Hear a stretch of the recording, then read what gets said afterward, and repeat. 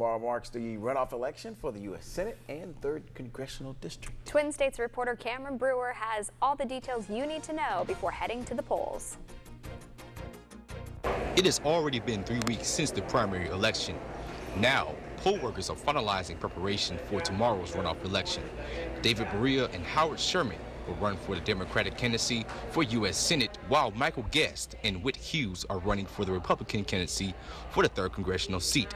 This vote will mark the second time since Lauderdale County reverted back to a paper-based voting system. Poll officials are hoping by having state-of-the-art equipment that is simple to use, it will help increase the voter turnout. First election went very smoothly. We had over 8,600 ballots cast, and of 8,600 ballots cast, we had less than a dozen paper jams throughout the whole day.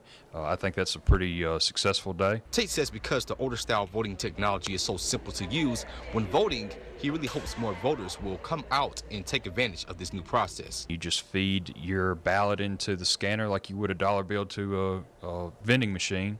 It'll take it in, it'll scan it, and we now will have a paper trail of your vote. Meanwhile, Circuit Clerk for Lauderdale County, Donna Jill Johnson, says there are factors to keep in mind when voting. We want the voters in Lauderdale County to be aware that if for some reason they did not vote 3 weeks ago in the first primary, they are eligible to vote in the second primary tomorrow from 7 a.m. to 7 p.m. If you voted Democrat 3 weeks ago, you have to vote Democrat again. If you voted Republican 3 weeks ago, you have to vote Republican again. You cannot cross over vote in any primary election.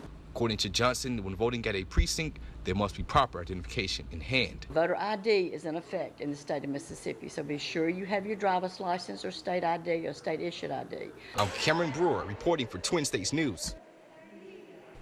Polls will be open from 7 a.m. to 7 p.m. A state-issued driver's license or ID is required to vote. To find your correct polling precinct, you can visit the Mississippi Secretary of State's website.